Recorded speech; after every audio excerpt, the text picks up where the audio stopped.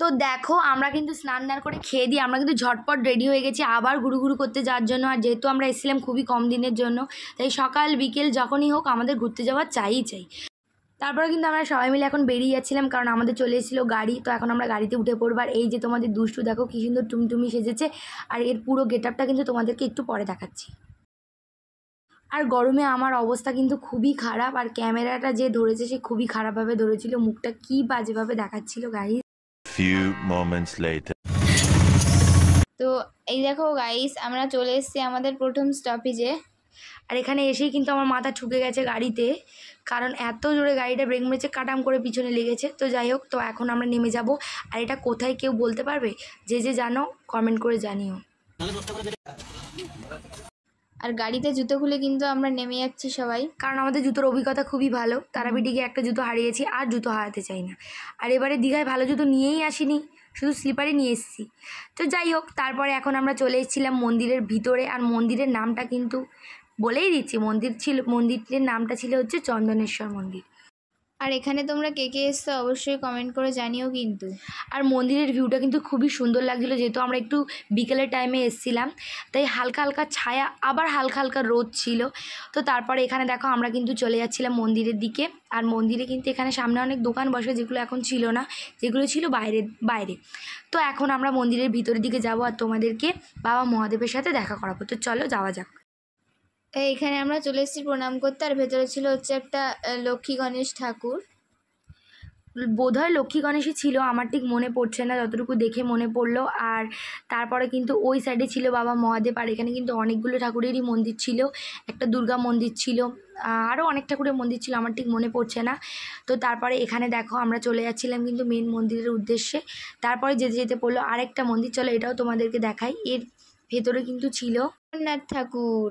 আর তারপরে আমরা বেরিয়ে গেছিলাম মন্দির থেকে আসল মেন মন্দিরটায় যাওয়ার জন্য, যেখানে রয়েছে বাবা মহাদেব।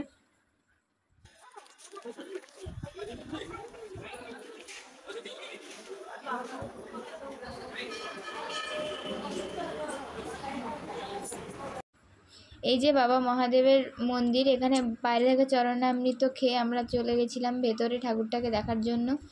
আর ওই যে ভেতরের ওই যে গহ্বরটার মধ্যে রয়েছে বাবা মহাদেব। সবাই বলো হর হর মহাদেব। আর এখানে থেকে দেখো কিন্তু গোপালও বসে পড়েছে। তো তারপর এখানে আমরা সবাই মিলে প্রণাম করে বেরিয়ে গেলাম। তো তোমরা দেখতে থাকো, মন্দিরটা কিন্তু খুবই সুন্দর, আর চারিদিকটা কিন্তু খুবই মনোরম পরিবেশ। আর এখানে কিন্তু একটা ছোট্ট বাছুর চলে এসেছিলো একাই গোপালের সাথে মিল করার জন্য। আর এখানে কিন্তু দেখো গোপালকে চেটে দিয়ে চলে গেল, কি মায়াবী দৃশ্য না? আর এখানে কিন্তু একবার না, এটা কিন্তু বারবার আমরা দেখেছি, কোনো গৌমাতা বা কোনো বাছুর যদি দূরে কোথাও থাকে, অটোমেটিক তারা একলাই এসে গোপালকে আদর করে। এটা আবারও সাক্ষী থাকলাম। তারপর এখানে দেখো, এখানে অনেক মন্দির ছিল, অনেক লোকজনও ছিল। তো তোমরা দেখতে থাকো, সঙ্গে থাকো।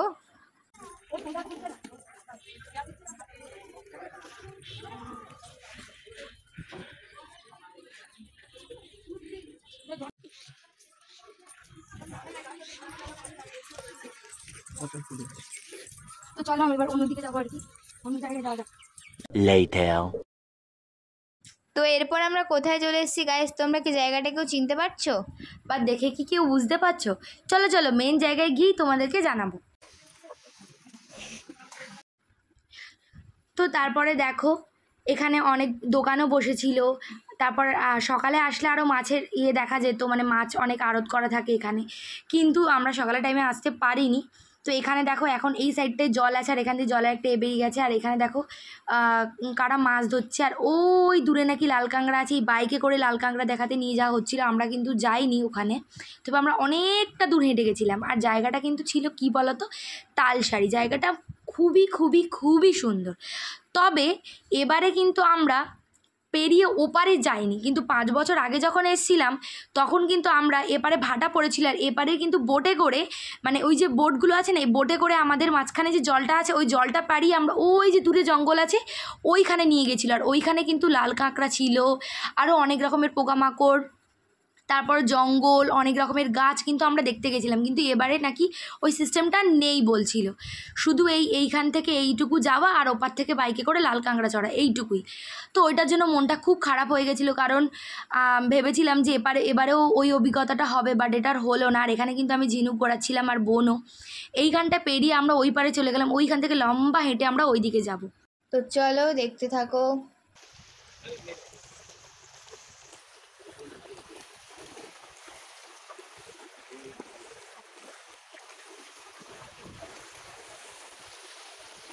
হাতে বালি উঠছে রে। এটা এখনো বালি।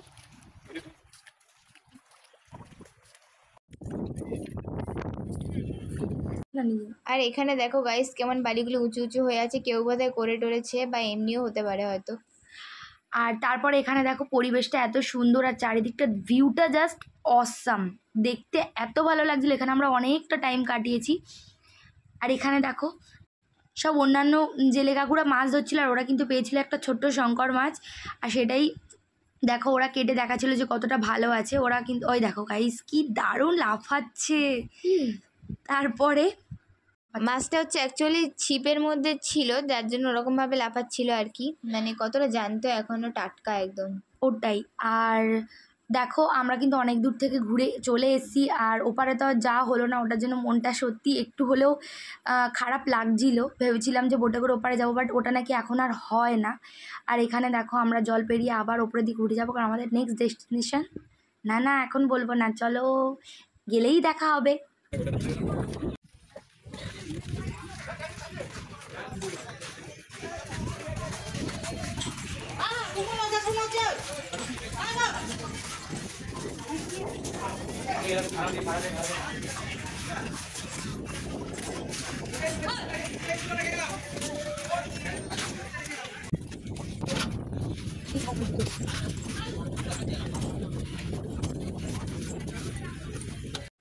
তো চলো আমরা এখন গাড়িতে উঠে পড়লাম। এবার এখন আমরা যাব হচ্ছে উদয়পুরে।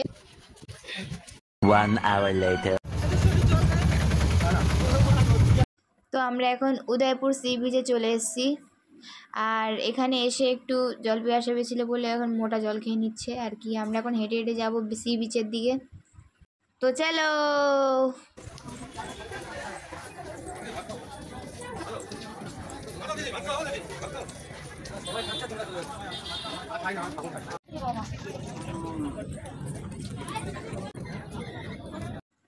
তো এখানে দেখো গাইস আমি আর দিভাই কিন্তু একদম সেম ড্রেস ম্যাচিং করে পরেছি। তো তোমরাই বলো যে কেমন লাগছে কমেন্ট করে আমাদের দুজনকে।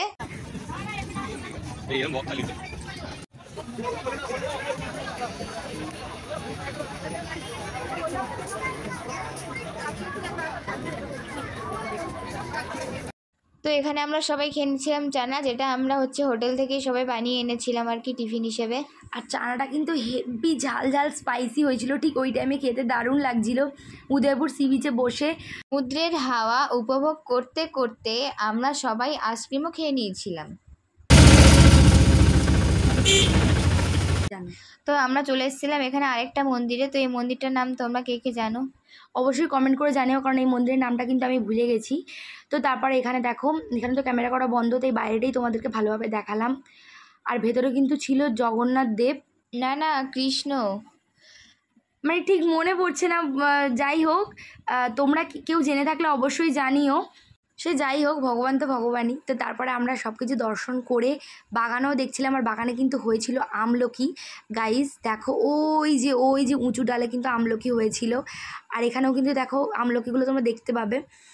তো এই আমলকি টমলকি দেখে এখানে ফটোশ্যুট করে আমরা কিন্তু চলে যাচ্ছিলাম এবারে টানা দীঘার উদ্দেশ্যে, কারণ এখানে কিন্তু আমাদের আজকের সাইট সিন দেখা কমপ্লিট। তো আজকের জন্য এইটুকুই। তো এইভাবে তোমরা আমাদের ভিডিও দেখতে থাকো, পাশে থাকো। তো নেক্সট পার্ট কামিং সুন। আজকের জন্য টাটা।